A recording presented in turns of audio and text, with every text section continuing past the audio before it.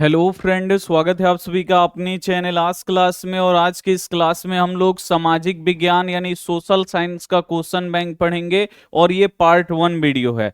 जो question bank है ये आपके बोर्ड परीक्षा के लिए बहुत ही ज्यादा महत्वपूर्ण है। और क्वेश्चन बैंक का बहुत सारा प्रश्न आपके फाइनल बोर्ड परीक्षा में आता है, लगभग 60 से 70% क्वेश्चन आता है। तो जो भी बच्चे बोर्ड एग्जाम की तैयारी कर रहे हैं वो सभी बच्चे सोशल साइंस का क्वेश्चन बैंक उन बच्चों को पढ़ना चाहिए। आप जरूर पढ़िए, इसमें से बहुत सारा क्वेश्चन एकदम हूबहू लड़ेगा। और हम आपको पढ़ाएंगे 2011 से और अब तक जितना परीक्षा हुआ है, फाइनल बोर्ड एग्जाम हुए हैं, वो सारा क्वेश्चन हम आपको पढ़ाएंगे। ये सारा के सारा क्वेश्चन इंपॉर्टेंट है आपके बोर्ड एग्जाम के लिए। तो क्लास को एकदम आपको शुरू से लेकर अंत तक देखना है। और जो भी हमारे प्यारे बच्चे अभी तक वीडियो को लाइक नहीं किए हैं, प्लीज आप लोग क्या करिए, वीडियो को लाइक कर दीजिए। और जो भी प्यारे बच्चे अभी तक चैनल को सब्सक्राइब नहीं किए हैं, ये सब्सक्राइब वाला बटन है, इसको दबा दीजिए। जैसे ही आप लोग सब्सक्राइब करिएगा घंटी आएगा, घंटी आप लोग दबाइएगा, नोटिफिकेशन ओपन हो जाएगा, इसको आपको ऑल पे दबा देना है। जैसे ही आप लोग ऑल पे दबाइएगा ये घंटी इस प्रकार से हो जाएगा।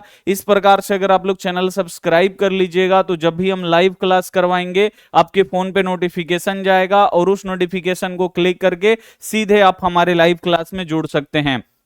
और दूसरा आपको काम करना है, आपको हमारे व्हाट्सएप ग्रुप में जुड़ जाना है। ये हमारा व्हाट्सएप नंबर है, इस पे आपको मैसेज करना है कि गुरुजी ग्रुप में जोड़ दीजिए। अगर इस नंबर पे नहीं जुड़ पा रहे तो इस नंबर पे भी आप लोग मैसेज कर सकते हैं कि गुरुजी ग्रुप में जोड़ दीजिए। तो इधर से लिंक जाएगा और आप सभी बच्चे लिंक को दबा के ज्वाइन हो जाइएगा, ठीक है ना। दोनों में से किसी भी नंबर से आप लोग ज्वाइन हो सकते हैं, बस आपको व्हाट्सएप से मैसेज करना है। बाबू हम आपको ईयर बाय ईयर पूरा क्वेश्चन बैंक हम आपको पढ़ा देंगे। 2011 से लेके अब तक जितना भी परीक्षा हुआ है उसको पढ़ाएंगे। और ये क्लास इंपॉर्टेंट है आपके बोर्ड एग्जाम के लिए, तो क्लास एकदम आपको शुरू से लेकर अंत तक देखना है। यहां पे 2011 में पूछे गए प्रश्न, 2011 से हम शुरू करेंगे। चलिए 2011 में जितने भी ऑब्जेक्टिव प्रश्न फाइनल बोर्ड परीक्षा में पूछे गए हैं उसको पढ़ाते हैं, ठीक है। और 2011 में बहुत ही कम ऑब्जेक्टिव आता है, अब तो 80 ऑब्जेक्टिव आता है, लेकिन पहले बहुत ही कम ऑब्जेक्टिव आता था, ठीक है। तो चलिए 2011 के प्रश्न हम लोग पढ़ लेते हैं।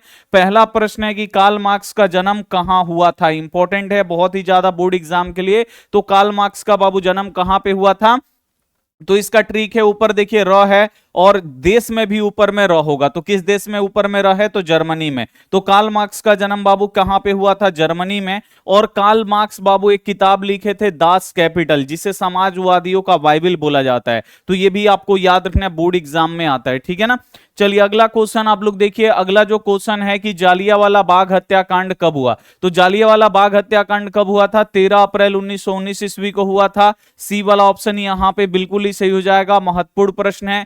अब ये भी क्वेश्चन आता है कि किसने जालियांवाला बाग हत्याकांड के बाद अपना कैसरे हिंद की उपाधि त्यागा था। तो कैसरे हिंद की उपाधि किसने त्यागा था, गांधी जी ने त्यागा था। और यह भी बोर्ड एग्जाम में आता है कि जालियांवाला बाग हत्याकांड के बाद किसने नाइट का उपाधि त्याग दिया था। तो आपको याद रखना है रविंद्रनाथ टैगोर। रविंद्रनाथ टैगोर ने, जो अंग्रेजों ने उनको नाइट का उपाधि दिए थे, तो क्या किए थे रविंद्रनाथ टैगोर, वो अंग्रेजों का उपाधि वापस लौटा दिए, नहीं त्याग दिए नाइट का उपाधि। तो गांधी जी कैसरे हिंद की उपाधि त्याग दिए थे। कैसरे हिंद की उपाधि गांधी जी को किसने दिया था, अंग्रेजों ने दिया था, तो लौटा दिए। रविंद्रनाथ टैगोर को अंग्रेजों ने नाइट का उपाधि दिया था, वो भी त्याग दिए। इसे आप लोग याद रखिएगा। कब त्यागे थे, तो जब जालियांवाला बाग हत्याकांड हुआ था, जिसमें जो रॉलेट एक्ट कानून था, जिसे काला कानून बोला जाता है, उसी के विरोध में जालियांवाला बाग में लोग क्या कर रहे थे, आंदोलन कर रहे थे। तभी जनरल ओडायर आता है और गोली चलवा देता है, जिससे हजारों लोगों की मृत्यु हो जाती है। इसी से आक्रोशित होकर गांधी जी ने कैसरे हिंद की उपाधि और रविंद्रनाथ टैगोर ने नाइट की उपाधि त्याग दिए थे। अब अगला क्वेश्चन आता है कि जालियांवाला बाग हत्याकांड की जांच के लिए किस समिति का गठन हुआ था। यह भी बोर्ड एग्जाम में बहुत आता है कि जालियांवाला बाग हत्याकांड की जांच के लिए किस समिति का गठन हुआ था। तो आपको याद रखना है हंटर समिति, ठीक है ना। हंटर समिति से आप लोग याद रखिएगा, इंपॉर्टेंट है। अगला क्वेश्चन है विश्व में सर्वप्रथम मुद्रण यानी प्रिंटिंग की शुरुआत कहां से हुआ। यानी सबसे पहले बाबू छपखाना, यानी प्रिंटिंग आप लोग जानते हैं ना, किसी भी चीज को प्रिंट करना, जेरोक्स करना, छपखाना का आविष्कार कहां से हुआ था, तो चीन से हुआ था। यहां पे सी वाला ऑप्शन बिल्कुल सही हो जाएगा। और अगला क्वेश्चन बोर्ड एग्जाम में आता है कि जो कागज होता है, कागज का आविष्कार कहां से हुआ, यह भी चीन से हुआ। अगला क्वेश्चन आपसे पूछ देगा कागज के नोट का आविष्कार कहां से हुआ, तो कागज के नोट का भी आविष्कार चीन से ही हुआ, इसे आपको याद रखना है। अगला क्वेश्चन है कि बिहार की पहली रेल लाइन कौन सी थी, यह भी बहुत ही महत्वपूर्ण क्वेश्चन है आपके बोर्ड एग्जाम के लिए कि बिहार की पहली रेल लाइन कौन थी। तो बिहार की बाबू जो पहली रेल लाइन थी वो थी ईस्ट इंडिया रेलवे, इसे आप लोग याद रखिएगा, महत्वपूर्ण प्रश्न है, ईस्ट इंडिया रेलवे, बी वाला ऑप्शन राइट हो जाएगा। अगला क्वेश्चन आप लोग देखिए, निम्नलिखित में से कौन सा जानवर केवल भारत में ही पाया जाता है, तो इसमें बहुत सारे बच्चे डॉल्फिन पे टिक लगाते हैं, डॉल्फिन अन्य देशों में पाया जाता है, लेकिन जो घड़ियाल होता है ये केवल भारत में पाया जाता है, इसे आप लोग याद रखिएगा। मगरमच्छ जो होता है उस मगरमच्छ का ही प्रजाति का ये होता है घड़ियाल, घड़ियाल का जो सूंड होता है ना आगे का बाबू वो बहुत ही लंबा होता है, लेकिन घड़ियाल का छोटा होता है, ठीक है। तो जब भी क्वेश्चन आएगा निम्नलिखित में से कौन सा जानवर केवल भारत में पाया जाता है, तो आपको याद रखना है घड़ियाल केवल भारत में पाया जाता है, मगरमच्छ अलग है, घड़ियाल बाबू अलग होता है, ठीक है। चलिए अगला क्वेश्चन आप लोग यहां पे देखिए कि भारत के किस स्थान पर पहला परमाणु ऊर्जा केंद्र स्थापित किया गया। अब परमाणु ऊर्जा केंद्र क्या है, जिससे यूरेनियम से क्या किया जाता है बाबू, बिजली बनाया जाता है। कैसे बनाया जाता है, तो यूरेनियम को जब विखंडित किया जाता है तो उससे बहुत ही ज्यादा हीट निकलता है, और उस हीट से यानी उष्मा से क्या किया जाता है, पानी को भाप में बदला जाता है। जब पानी भाप में बदलता है तो उसे मोटर के टरबाइन पे छोड़ा जाता है, जिससे मोटर का टरबाइन घूमता है और हमें बिजली मिलता है। तो जब भी क्वेश्चन आएगा भारत के किस स्थान पे पहला परमाणु ऊर्जा केंद्र स्थापित हुआ, तो आपको याद रखना है तारापुर में। तारापुर बाबू कहां पे है, महाराष्ट्र में है, यह भी बोर्ड एग्जाम में आता है कि तारापुर कहां पे है, तो महाराष्ट्र में है, इसे आप लोग याद रखिएगा। और यह भारत का पहला परमाणु ऊर्जा केंद्र है। इससे क्या बनता है परमाणु ऊर्जा केंद्र में, तो बिजली बनता है, इसे आप लोग याद रखिएगा। अगला क्वेश्चन देखिए, सूचना के अधिकार आंदोलन की शुरुआत कहां से हुई। सूचना का अधिकार का मतलब अगर मान लीजिए आपके गांव में सड़क बन रहा है, स्कूल बना, पंचायत भवन बना, तो अगर मान लीजिए आपके गांव में पंचायत भवन बना, आपको देखना है कि इसको बनाने में कितना यहां पे रुपया लगा, कितना सीमेंट लगा, कितना रड लगा, कौन सा बालू सीमेंट का यूज हुआ है, तो सारा चीज रहता है। आप लोग जाके अपने नजदीकी सरकारी कार्यालय में वो सूचना के अधिकार के तहत उसका डेटा निकाल सकते हैं, इसको बनाने में कितना रुपया लगा, क्या लगा, कौन सा सीमेंट लगा, सारा ये सब सूचना के अधिकार के द्वारा निकलता है। तो सूचना के अधिकार आंदोलन की शुरुआत बाबू कहां से हुआ था, बहुत ही ज्यादा इंपॉर्टेंट प्रश्न है, आपको याद रखना है। तो सूचना के अधिकार आंदोलन की शुरुआत राजस्थान से हुआ था, ए वाला ऑप्शन बिल्कुल से हो जाएगा।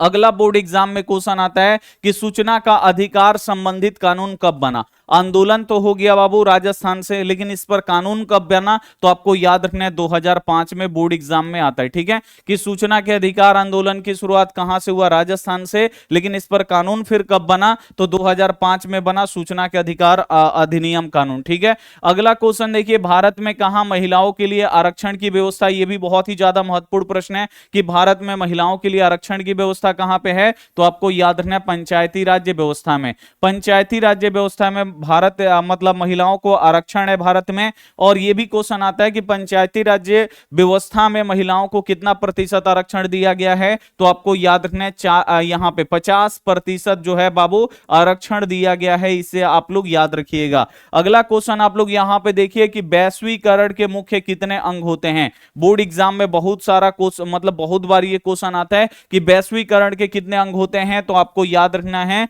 वैश्वीकरण के 5 अंग होते हैं, डी वाला ऑप्शन यहां पे बिल्कुल सही हो जाएगा। अगला क्वेश्चन आप लोग देखिए, भारतीय रिजर्व बैंक की स्थापना कब हुई। भारतीय रिजर्व बैंक यानी जो बाबू हमारे नोट को छापता है, यानी जो करेंसी छापता है, जो भी 1 रुपया के ऊपर का नोट है, जैसे 2 रुपया, 5 रुपया, 10 रुपया, 20 रुपया, 50 रुपया, 100 रुपया, 200 रुपया, 500 रुपया का जो नोट है वो बाबू रिजर्व बैंक ऑफ इंडिया छापता है, इसे आप लोग याद रखिएगा, ठीक है। इंपॉर्टेंट प्रश्न है, ये भारत में रुपया छापता है और ये सभी बैंकों का बैंक है। तो बोर्ड एग्जाम में आता है कि बैंकों का बैंक किसे कहते हैं, तो बैंकों का बैंक बाबू आपको याद रखना है रिजर्व बैंक ऑफ इंडिया है, जिसे शॉर्ट में आरबीआई बोला जाता है। आरबीआई नहीं, रिजर्व बैंक ऑफ इंडिया, ठीक है ना, इसे शॉर्ट में आरबीआई बोला जाता है, ठीक है। और इसका मुख्यालय कहां पे है ये भी पूछता है, तो इसका मुख्यालय जो है ये मुंबई में है, इसे आप लोग याद रखिएगा। और इसका स्थापना कब हुआ था, 1 अप्रैल 1935 ईस्वी में, ठीक है। यहां पे बी वाला ऑप्शन बिल्कुल सही जाएगा कि भारतीय रिजर्व बैंक की स्थापना कब हुआ, 1 अप्रैल 1935 को।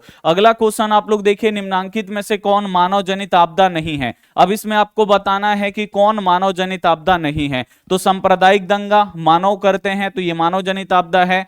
आतंकवाद मानव फैलाते हैं तो ये भी मानव जनित आपदा है। रेल दुर्घटना ये भी मानव के गलती के कारण से होता है तो ये भी मानव जनित आपदा है। अब यहाँ पे बोल रहे हैं निम्नांकित में से कौन मानव जनित आपदा नहीं है, तो इसमें तो तीनों मानव जनित आपदा है। यहां बोल रहा है कौन नहीं है, तो यहां पे इनमें से कोई नहीं टिक लगाएंगे, यहां पे डी वाला ऑप्शन यहां पे राइट हो जाएगा। ठीक है, अगला क्वेश्चन आप लोग यहां पे देखिए। अब देखिए 2011 का हम लोग क्लियर कर लिए, एकदम 11 को क्वेश्चन पूछा गया है। ठीक है, 2011 में फाइनल जो बोर्ड एग्जाम हुआ था मैट्रिक का, उसमें मात्र 11 क्वेश्चन आपसे पूछे गए थे। ठीक है ना, तो देखिए बच्चों से पूछे गए थे, अब तो आप लोग एग्जाम दीजिएगा ना, जो 2011 के बच्चे हैं उनमें पूछा गया था। अब यहां पे आप बिल्कुल ध्यान से देखिए बाबू, महत्वपूर्ण बात हम आपको बताने वाले, जो क्वेश्चन बैंक है उसका 60 से 70% क्वेश्चन आपके फाइनल बोर्ड परीक्षा में आता है। तो क्वेश्चन बैंक पढ़ना बहुत ही ज्यादा जरूरी है, और हम आपको ईयर बाय ईयर पढ़ा रहे, तो इसे आप लोग याद जरूर रखिएगा, आपके बोर्ड परीक्षा के लिए बहुत ही ज्यादा इंपॉर्टेंट है।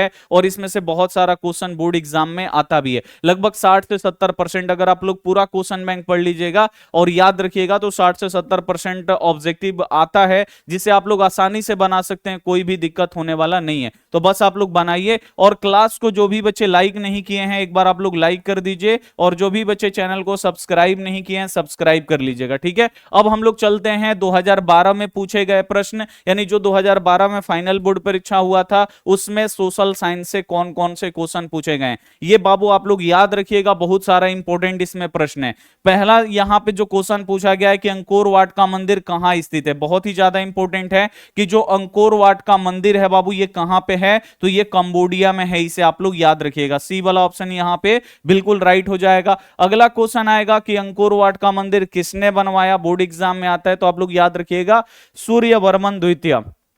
जो अंकोर वाट का मंदिर है इसको किसने बनवाया, तो आपको याद रखना है सूर्यवर्मन द्वितीय ने बनवाया था, इसे आप लोग याद रखिएगा। अगला क्वेश्चन पूछ देगा कि अंकोर वाट का जो मंदिर है इसमें किस देवता का पूजा होता है, तो अंकोर वाट के मंदिर में किस देवता का पूजा होता है, तो भगवान विष्णु का पूजा होता है, इसे आप लोग याद रखिएगा। अगला क्वेश्चन है राष्ट्रीय स्वयंसेवक संघ की स्थापना कब हुई, बहुत ही महत्वपूर्ण प्रश्न है, यानी आरएसएस जिसे आप लोग बोल सकते हैं, राष्ट्रीय स्वयंसेवक संघ आरएसएस। तो राष्ट्रीय स्वयंसेवक संघ की स्थापना कब हुआ, 1925 में, इसे आप लोग याद रखिएगा। और किसने किया, तो केबी हेडगोवार ने किया, इसे आप लोग याद रखिएगा। अगला क्वेश्चन देखिए बोल्शेविक क्रांति कब हुई, बहुत ही इंपॉर्टेंट प्रश्न है, बोर्ड एग्जाम में बहुत आता है कि बोल्शेविक क्रांति कब हुआ, तो आपको याद रखना है जो बोल्शेविक क्रांति हुआ था ये नवंबर 1917 में हुआ था, यहां पे सी वाला ऑप्शन बिल्कुल सही जाएगा। अगला क्वेश्चन आप लोग देखिए यहां पे सन 2001 में बिहार की जनसंख्या निम्नलिखित में से क्या थी, तो 2001 में बाबू बिहार की जनसंख्या क्या थी, क्योंकि आपका किताब बहुत ही पुराना है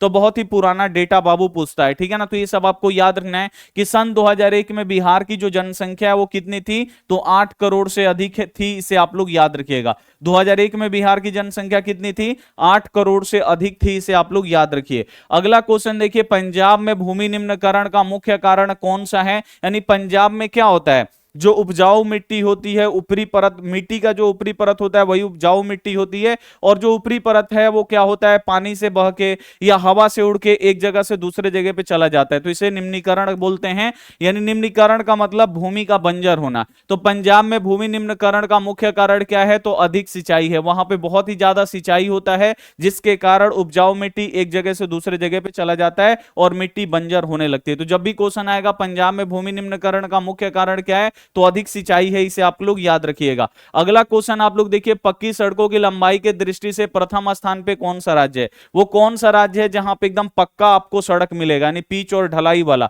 कहीं भी आपको कच्चा सड़क नहीं मिलेगा, वो कौन सा राज्य है, तो आपको याद रखना है महाराष्ट्र। जो महाराष्ट्र है बाबू आपको याद रखना है यहां पे बहुत ही पक्का सड़क पाया जाता है, सबसे अच्छा अगर कहीं का सड़क है तो महाराष्ट्र का है, इसे आप लोग याद रखिएगा। अगला क्वेश्चन देखिए निम्नलिखित में से कौन खरीफ फसल है, तो खरीफ फसल आपको याद रखना है चावल, जो चावल है बाबू ये खरीफ फसल है, और जो गेहूं है ये रबी फसल है, इसे आप लोग याद रखिएगा, बोर्ड एग्जाम में पूछता है खरीफ फसल कौन सा है, तो खरीफ फसल चावल है, ठीक है, और गेहूं कौन सा फसल है, तो गेहूं रबी फसल है, आप लोग याद रखिएगा। अगला क्वेश्चन आपसे पूछता है कि भारत का मुख्य खाद्य फसल कौन सा है, यानी कौन से फसल को भारतीय एकदम चाव से खाते हैं, सबसे ज्यादा खाते हैं, तो आपको याद रखना है चावल।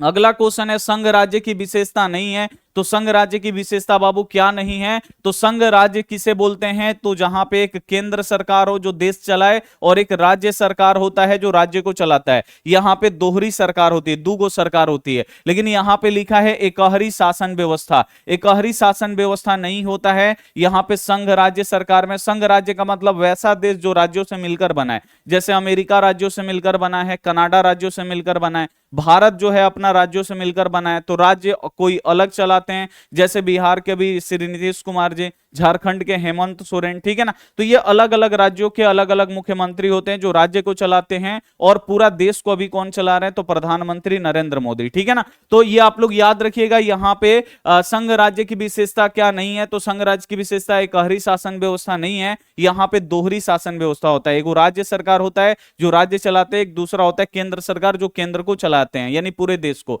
अगला क्वेश्चन है 15वीं लोकसभा चुनाव से पूर्व महिलाओं की भागीदारी कितनी थी? तो 15वीं लोकसभा चुनाव से पूर्व यानी पहले महिलाओं की जो भागीदारी थी वो कितनी थी? 10% थी। ए वाला ऑप्शन यहां पे बिल्कुल सही हो जाएगा। अगला क्वेश्चन देखिए, भारत में सहकारिता आंदोलन का प्रारंभ कब हुआ? तो भारत में बाबू सहकारिता आंदोलन कब शुरू हुआ? तो आप लोग याद रखिएगा, डेट आपको याद रखना होगा, 1904 में। सहकारिता आंदोलन कब शुरू हुआ था? 1904 में। ए वाला ऑप्शन राइट हो जाएगा। अगला क्वेश्चन है, भारत की आर्थिक व्यवस्था है, यानी भारत में कैसी आर्थिक व्यवस्था पाई जाती है? तो भारत में आप लोग देखिएगा, कहीं पे आपको सरकारी चीज देखने को मिलेगा, वहीं पे प्राइवेट चीज भी मिलता है। तो यहां पे दोनों चीज है, सरकारी भी है, प्राइवेट भी है। तो जहां पे सरकारी और प्राइवेट दोनों होता है वहां पे मिश्रित अर्थव्यवस्था होता है। तो भारत में किस प्रकार की आर्थिक व्यवस्था है, यानी किस प्रकार की अर्थव्यवस्था है? तो भारत मिश्रित अर्थव्यवस्था है।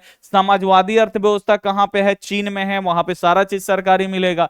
पूंजीवादी अर्थव्यवस्था कहां पे है? तो जापान में है, अमेरिका में है, वहां पे पूंजीवादी अर्थव्यवस्था है। इसे आप लोग याद रखिएगा। अगला क्वेश्चन है, मानव शरीर में आग के जलने की स्थिति में जले हुए स्थान पर प्राथमिक उपचार क्या करना चाहिए?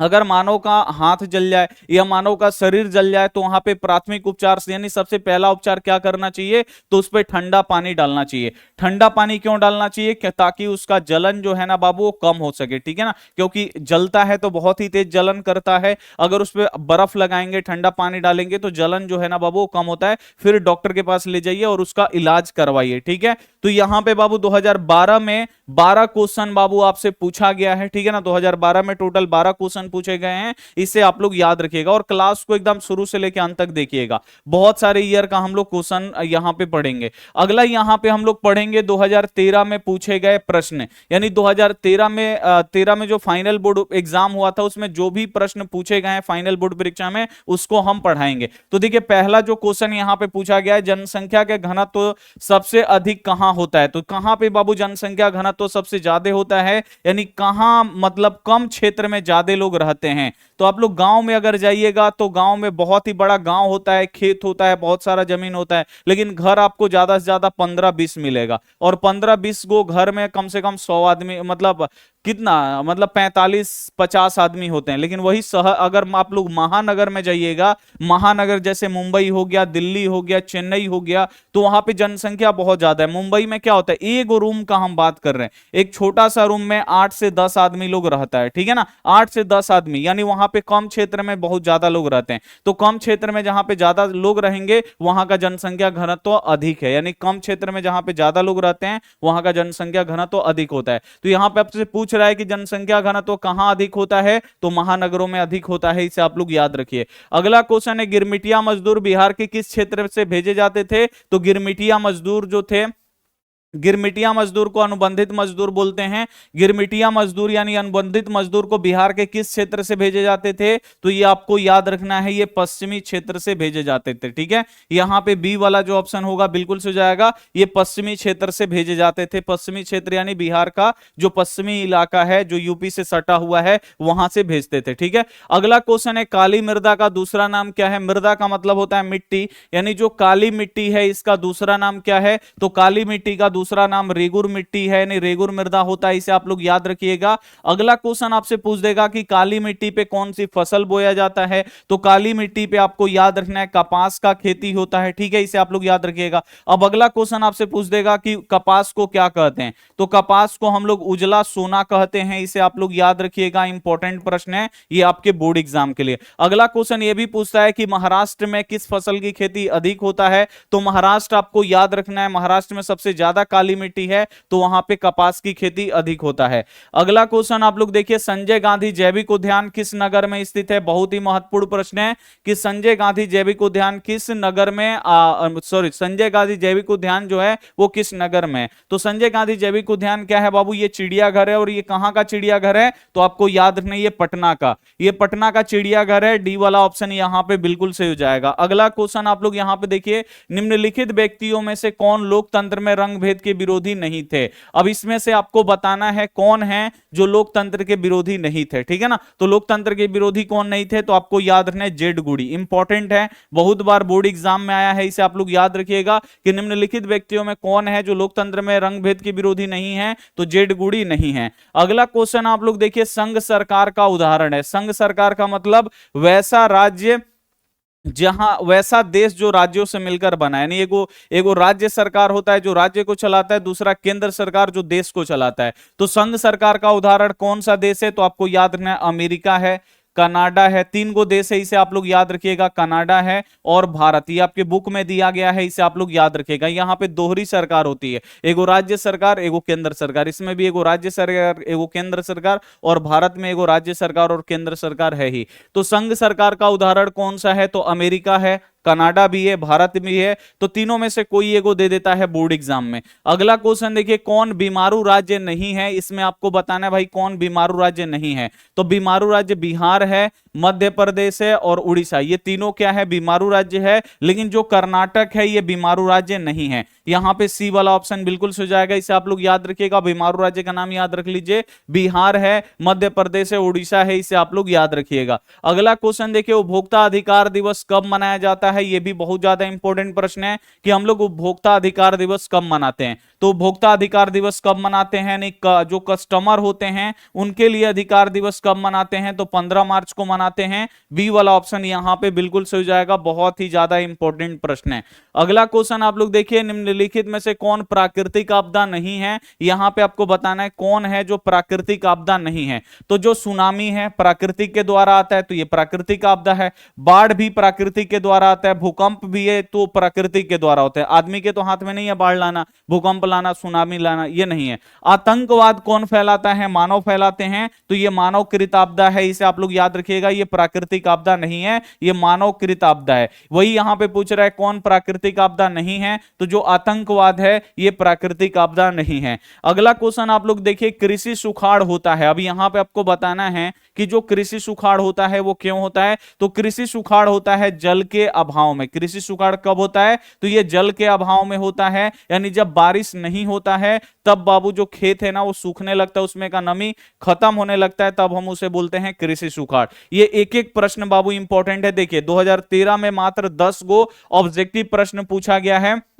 ये सारा का सारा आपको याद रखना है, ठीक है ना, ये सारे के सारे प्रश्न याद रखिएगा, बोर्ड एग्जाम में आपको दिक्कत नहीं होगा। अगला क्वेश्चन अब अगला देखेंगे 2014 में पूछे गए प्रश्न, यानी 2014 में देखेंगे कि कौन कौन से प्रश्न पूछे गए हैं। पहला नंबर यहां पे जो प्रश्न पूछा गया है, जर्मन राइन राज्य का निर्माण किसने किया। बहुत ही इंपॉर्टेंट प्रश्न है कि जर्मन राइन राज्य का निर्माण किसने किया, तो आपको याद रखना है नेपोलियन बोनापार्ट। जो नेपोलियन बोनापार्ट है यही जर्मन राइन राज्य का निर्माण किए थे। यहां पे सी वाला ऑप्शन बिल्कुल सही जाएगा, इसे आप लोग याद रखिएगा। अगला क्वेश्चन है रंपा विद्रोह कब हुआ था, यह भी आपको याद करना पड़ेगा, महत्वपूर्ण प्रश्न है। तो रंपा विद्रोह कब हुआ था, 1916 में हुआ था। यहां पे ए वाला जो ऑप्शन होगा बिल्कुल सही हो जाएगा, ठीक है। अगला क्वेश्चन आप लोग यहां पे देखिए, देश के बांधों को किसने भारत का मंदिर कहा है, यह बहुत ही अच्छी तरीके से पढ़ाया है। तो देश के बांधों को कौन भारत का मंदिर बोले थे, तो आपको याद रखना है डॉक्टर राजेंद्र प्रसाद। जो सॉरी जो भारत के पहले प्रधानमंत्री थे, भारत के पहले प्रधानमंत्री कौन थे? पंडित नेहरू। पंडित नेहरू जी बोले थे, आप लोग याद रखिएगा, देश के बांधों को भारत का मंदिर, याद रखिएगा, बहुत इंपॉर्टेंट प्रश्न है।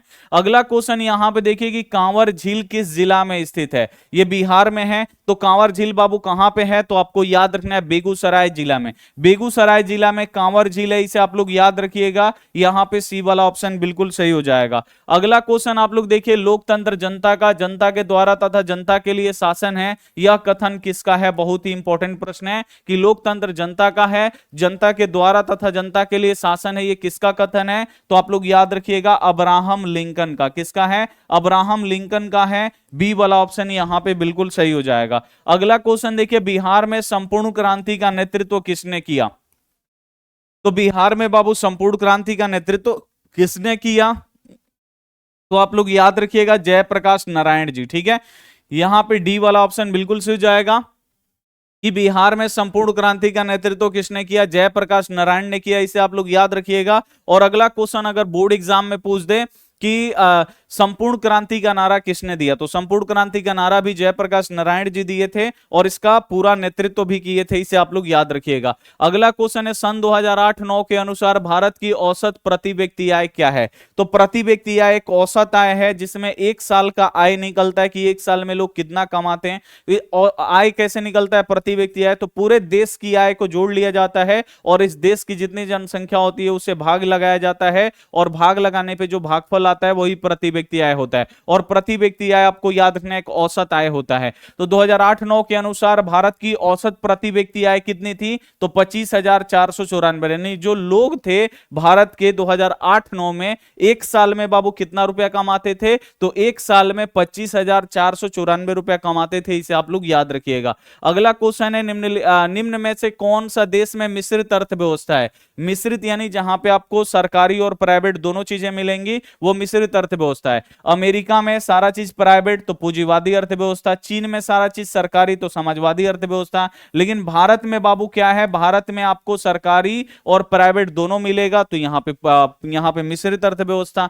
अगला क्वेश्चन देखिए, नदियों में बाढ़ आने का प्रमुख कारण क्या है? बहुत ही ज्यादा इंपॉर्टेंट है कि नदियों में बाढ़ कब होता है? तो जब बारिश बाबू ज्यादा होता है, वर्षा जल ज्यादा होते हैं, यानी बारिश की मात्रा बहुत ज्यादा होती है, तब क्या होता है? बाढ़ आता है। तो वर्षा की अधिकता, इसे आप लोग याद रखिए, अगर बारिश अधिक होगा तो बाबू बाढ़ आता है नदियों में। सी वाला ऑप्शन बिल्कुल सही जाएगा। अगला क्वेश्चन देखिए, बाढ़ के समय लोगों को निम्न में से किस स्थान पे जाना चाहिए? अगर मान लीजिए बाढ़ आ गया तो कहां पे जाइएगा? तो ऊंची भूमि वाले स्थान पे, यानी जहां पे ऊंचा भूमि है, यानी जैसे टीला हो गया, पहाड़ हो गया, छत का मतलब घर का छत हो गया, वहां पे चढ़ जाना चाहिए। ठीक है, तो ऊंची भूमि वाले स्थान पे जाना चाहिए। यहां पे ए वाला ऑप्शन यहां पे बिल्कुल सही हो जाएगा। ठीक है, चलिए 2015 में पूछे गए प्रश्न, यहां भी बाबू 2014 में भी 10 ही प्रश्न पूछे गए थे। अब हम लोग चलते हैं आगे, नेक्स्ट आप लोग एकदम देखिएगा बाबू, हम आपको एकदम शुरू से पढ़ा रहे हैं तो ये आप लोग एकदम ध्यान से पढ़िएगा इसे। 2015 में पूछे गए प्रश्न, इसे भी हम लोग पढ़ लेते हैं। पहला नंबर यहां पे जो क्वेश्चन है वो आपसे पूछा जा रहा है कि अंकोर वाट का मंदिर कहां है?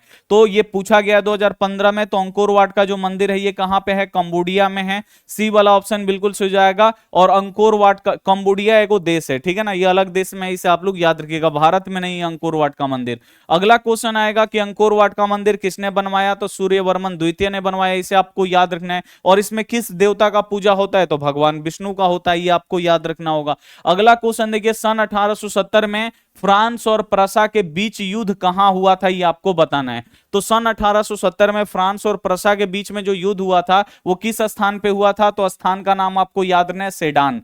सेडान में हुआ था, ए वाला ऑप्शन राइट हो जाएगा। अगला क्वेश्चन आप लोग देखिए, बिहार में रज्जू मार्ग है, यानी बिहार में बाबू रज्जू मार्ग कहां पे है? तो र से रज्जू मार्ग और र से राजगीर, इसे आप लोग याद रखिएगा। बिहार में रज्जू मार्ग कहां पे है? तो राजगीर में है, इसे आप लोग याद रखिएगा। सी वाला ऑप्शन राइट हो जाएगा। अगला क्वेश्चन है, निम्नांकित में से कौन सा उद्योग कृषि पर आधारित नहीं है? अब इसमें से आपको बताना है वो कौन सा उद्योग है जो कृषि पे आधारित नहीं है। तो आपको याद रखना है सीमेंट उद्योग।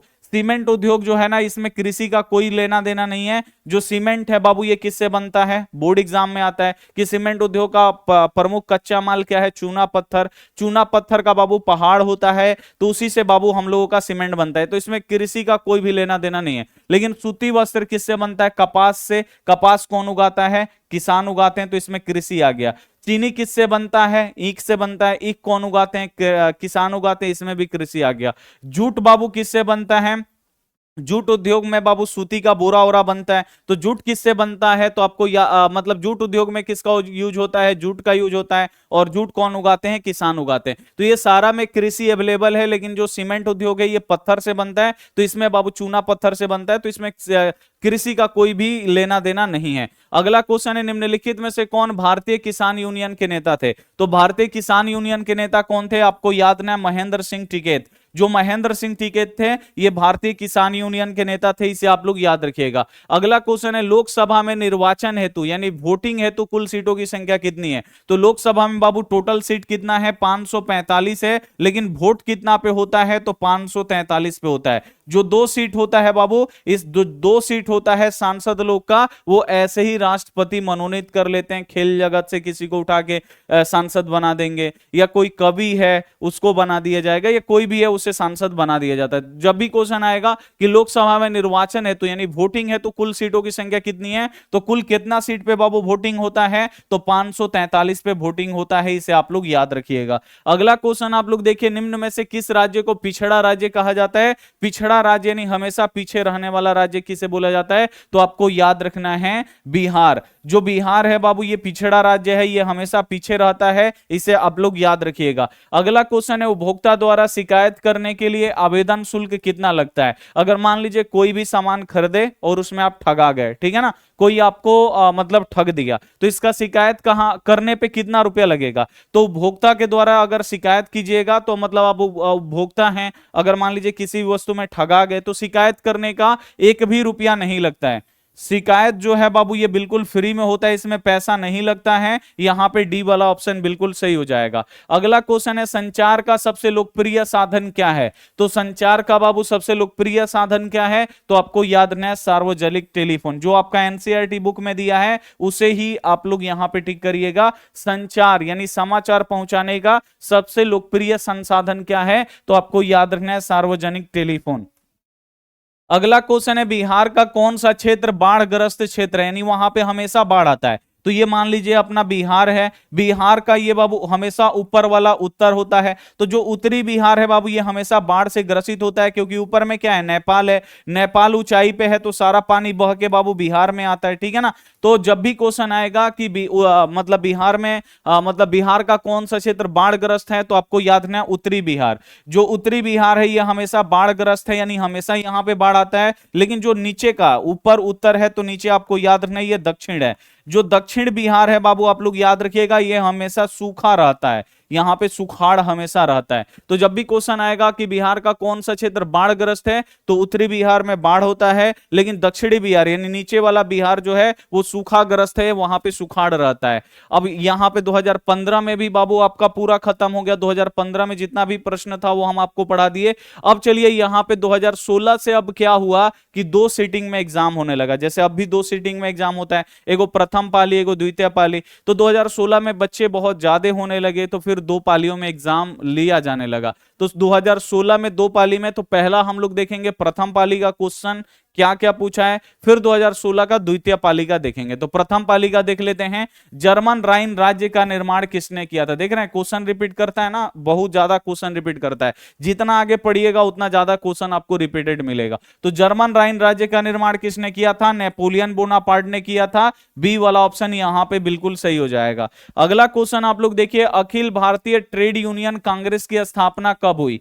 तो अखिल भारतीय ट्रेड यूनियन कांग्रेस ये कांग्रेस पार्टी नहीं है, ये ट्रेड है, व्यापार करने वाला एक यूनियन है। ट्रेड का मतलब होता है व्यापार। तो अखिल भारतीय ट्रेड यूनियन कांग्रेस की स्थापना कब हुआ? तो ये आपको याद रखना है 1920 में, ठीक है। यहां पे डी वाला ऑप्शन बिल्कुल सही हो जाएगा। और जो अगर आता कि कांग्रेस पार्टी का स्थापना कब हुआ, तो कांग्रेस पार्टी का स्थापना 1885 में हुआ, इसे आप लोग याद रखिएगा। लेकिन ये अलग है, अखिल भारतीय ट्रेड यूनियन कांग्रेस का स्थापना कब हुआ? 1920 में, इसे आप लोग याद रखिएगा। अगला क्वेश्चन देखिए, सोपानी कृषि किस राज्य में प्रचलित है? सोपानी कृषि कहां पे किया जाता है? तो ये पहाड़ी इलाकों में किया जाता जाता है, पहाड़ को ऐसे काट काट के बाबू खेती किया जाता है। तो ये पहाड़ी इलाका कौन सा है? उत्तराखंड, इसे आप लोग याद रखिएगा। और सोपानी कृषि कहां पे होता है? उत्तराखंड में होता है। इंपॉर्टेंट प्रश्न है। अगला क्वेश्चन देखिए, देश के बांधों को किसने भारत का मंदिर कहा? देखिए ये भी रिपीट हुआ है। तो देश के बांधों को किसने भारत का मंदिर कहा था? तो देश के पहले प्रधानमंत्री पंडित जवाहरलाल नेहरू जी ने। सी वाला ऑप्शन राइट हो जाएगा। अगला क्वेश्चन देखिए, भारत में औरतों के लिए आरक्षण की व्यवस्था किस संस्था में है? तो भारत में महिलाओं के लिए यानी औरतों के लिए आरक्षण किस में दिया गया है? तो पंचायती राज्य में दिया गया है आरक्षण, इसे आप लोग याद रखिएगा। और कितना प्रतिशत आरक्षण दिया गया है? तो 50% आरक्षण दिया गया है, इसे आप लोग याद रखिए। अगला क्वेश्चन देखिए, राजनीतिक दलों की नींव सर्वप्रथम किस देश में पड़ा? यानी जो भी पॉलिटिकल पार्टी है, ठीक है ना, यहां पे जो भी राजनीतिक बाबू पार्टी है वो सबसे पहले किस देश में राजनीतिक पार्टी बना? तो आपको याद रखना है ब्रिटेन, यानी जो अंग्रेजों का देश है ब्रिटेन, यहां पे सबसे पहले राजनीतिक पार्टी बना। सबसे पहले जैसे होता है ना कि पेन का आविष्कार किस देश में हुआ, ठीक है ना, वैसे ही यहां पे सबसे पहले राजनीतिक पार्टी किस देश में बना? तो ब्रिटेन में बना, इसे आपको याद रखना है। अगला क्वेश्चन है, भारत में वित्तीय वर्ष होता है। यह भी क्वेश्चन बोर्ड एग्जाम में कई बार पूछा गया कि भारत में वित्तीय वर्ष होता है। तो भारत में वित्तीय वर्ष कब से कब तक का होता है? तो 1 अप्रैल से लेके 31 मार्च तक का जो दिन होता है ये भारत में वित्तीय वर्ष होता है। इसमें सारा लेखा जोखा किया जाता है काम का, इसे आप लोग याद रखिएगा। अगला क्वेश्चन है, सोने की आभूषण की शुद्धता की पहचान किससे की जाती है? अगर सोने का आप आभूषण किने हैं, सोने का अगर आप गहना खरीदे हैं, तो कैसे पता लगाइएगा कि ये ओरिजिनल है कि डुप्लीकेट है? तो सोना अगर ओरिजिनल रहेगा तो उस पे होल मार्क होता है। होल मार्क वाला सोना जो होता है ओरिजिनल होता है, उसमें लिखा रहता है कि कितना कैरेट सोना होता है और कितना कैरेट मिलावट होता है, ये सारा चीज आपको मिला रहता है। तो सोने की आभूषण की शुद्धता की पहचान क्या होती है? होल मार्क होता है। और कितने कैरेट सोना से आभूषण बनता है? तो आपको याद रखना है 22 कैरेट। 22 कैरेट सोना से बाबू गहना बनता है। और जो शुद्ध सोना होता है ये 24 कैरेट का होता है। 24 कैरेट के सोना से गहना नहीं बनाया जाता है, क्योंकि 24 कैरेट का सोना यानी जो शुद्ध सोना होता है मुलायम होता है, उसे गहना नहीं बनेगा। अगला क्वेश्चन देखिए, निम्नलिखित में से कौन मानव जनित आपदा है? तो इसमें मानव जनित आपदा कौन है? सांप्रदायिक दंगा मानव करते हैं तो मानव जनित आपदा। आतंकवाद कौन फैलाते हैं? मानव फैलाते हैं तो मानव जनित आपदा। महामारी मानव के गलती के कारण फैलता है तो यह भी मानव जनित आपदा है। यानी इनमें से सभी क्या है बाबू? मानव जनित आपदा है, इसे आप लोग याद रखिए। अगला क्वेश्चन देखिए, नदियों में बाढ़ आने का प्रमुख कारण क्या है? तो नदी में बाढ़ क्यों आता है? जब वर्षा की अधिकता होगा, जब बारिश बाबू ज्यादा होगा तो बाबू बाढ़ आएगा, ठीक है। सी वाला ऑप्शन यहां पे बिल्कुल सही हो जाएगा। अब यहां पे देखिए 2016 के प्रथम पाली में 10 ही ऑब्जेक्टिव प्रश्न पूछे गए थे, वो भी पढ़ा दिए। अब 2016 का बाबू हम लोग पढ़ेंगे द्वितीय पाली, यानी सेकंड सीटिंग में जो एग्जाम हुआ था उसका हम लोग क्वेश्चन पढ़ लेते हैं। पहला नंबर जो क्वेश्चन है, हिंद चीन पहुंचने वाले प्रथम व्यापारी कौन थे? अब हिंद चीन क्या है? तो 3 देशों का समूह है। हिंद चीन में कौन कौन सा देश था? लाओस, कंबोडिया, वियतनाम, ये 3 गो देश था, ठीक है ना। तो लाओस, कंबोडिया, वियतनाम में सबसे पहले व्यापारी पहुंचने वाले कौन थे? तो आपको याद है पुर्तगाली। और भारत में भी सबसे पहले व्यापारी कौन आए थे? व्यापारी यानी अपना सामान बेचने वाले, तो सबसे पहले कौन आए थे? पुर्तगाली आए थे, इसे आप लोग याद रखिएगा। तो जब भी क्वेश्चन आएगा हिंद चीन पहुंचने वाले प्रथम व्यापारी कौन थे? पुर्तगाली थे, इसे आप लोग याद रखिएगा। अगला क्वेश्चन है, रंपा विद्रोह कब हुआ था? यह भी रिपीटेड क्वेश्चन है, देखिए ऐसे ही क्वेश्चन रिपीट होता है। तो रंपा विद्रोह कब हुआ था? 1916 में, इसे आप लोग याद रखिए। अगला क्वेश्चन है, मरुस्थलीय मृदा किस राज्य में पाया जाता है? वो कौन सा राज्य है जहां पे मरुस्थलीय मृदा पाया जाता है, यानी बालू वाला मृदा, वहां पे कुछ भी नहीं होता है? तो आपको याद है राजस्थान। राजस्थान में मरुस्थलीय मृदा पाया जाता है, वहां पे रेत ही रेत होता है, इसे आप लोग याद रखिएगा। बी वाला ऑप्शन राइट होगा। अगला क्वेश्चन देखिए, बिहार के कितने प्रतिशत भौगोलिक क्षेत्र में वन का फैलाव है? यानी बिहार में कितना प्रतिशत भौगोलिक क्षेत्र में वन फैला हुआ है? तो आप लोग याद रखिएगा बिहार में अब 7% ही वन बचा हुआ है। डी वाला ऑप्शन यहां पे बिल्कुल सही होगा। अगला क्वेश्चन देखिए, बिहार में पंचायती राज्य संस्थाओं में महिलाओं के लिए कितनी सीटें आरक्षित हैं? तो बिहार के पंचायती राज्य व्यवस्था में महिलाओं के लिए बाबू कितनी सीटें आरक्षित हैं? तो आपको याद रखना है 50%। 50% सीटें आरक्षित हैं, ए वाला जो ऑप्शन होगा राइट होगा। अगला क्वेश्चन है, सूचना का अधिकार आंदोलन की शुरुआत किस राज्य से हुआ? देखिए ये भी क्वेश्चन रिपीटेड है, रिपीट किया है। तो सूचना के अधिकार आंदोलन की शुरुआत बाबू कहां से हुआ था? तो ये भी राजस्थान से हुआ था। और इसके लिए बाबू कानून कब बना? तो 2005 में बना, इसे आप लोग याद रखिए। अगला क्वेश्चन है कि कौन एक बीमारू राज्य नहीं है? अब इसमें से आपको बताना है भाई कौन एक बीमारू राज्य नहीं है। तो आपको याद रखना है बिहार भी मारू राज्य है, उड़ीसा भी मारू राज्य है, मध्य प्रदेश बीमारू राज्य है, ये तीनों बीमारू राज्य है, लेकिन जो कर्नाटक है ये बीमारू राज्य नहीं है। यहां पे डी वाला ऑप्शन बिल्कुल राइट होगा। अगला क्वेश्चन आप लोग यहां पे देखिए, वाणिज्य बैंक यानी जो भी बाबू व्यापारिक बैंक है जिसे हम लोग वाणिज्य बैंक बोलते हैं, व्यापारिक बैंक यानी वाणिज्य बैंकों का राष्ट्रीयकरण कब किया गया, इनको सरकारी कब किया गया। तो वाणिज्य बैंकों का राष्ट्रीयकरण कब किया गया, तो 1969 में। ये भी बहुत बार बोर्ड एग्जाम में आता है, इसे आप लोग याद रखिएगा। डी वाला ऑप्शन यहां पे बिल्कुल सही हो जाएगा। अगला क्वेश्चन आप लोग देखिए, बाढ़ के समय हमें किस निम्नलिखित में से किस स्थान पे जाना चाहिए। अगर बाढ़ आ जाए तो हमें कहां जाना चाहिए, तो ऊंची भूमि वाले स्थान पे, जैसे कोई टीला है, कोई पहाड़ है, उस पे जाके चढ़ जाना चाहिए, ठीक है। तो ऊंची भूमि वाले स्थान पे ए वाला ऑप्शन जो होगा एकदम राइट हो जाएगा। अगला क्वेश्चन है, निम्नलिखित में से किस नदी को बिहार का शोक कहा जाता है। बहुत ज्यादा बार बोर्ड परीक्षा में प्रश्न आते हैं कि निम्नलिखित में से किस नदी को बिहार का शोक कहते हैं, तो आप लोग याद रखिएगा कोसी।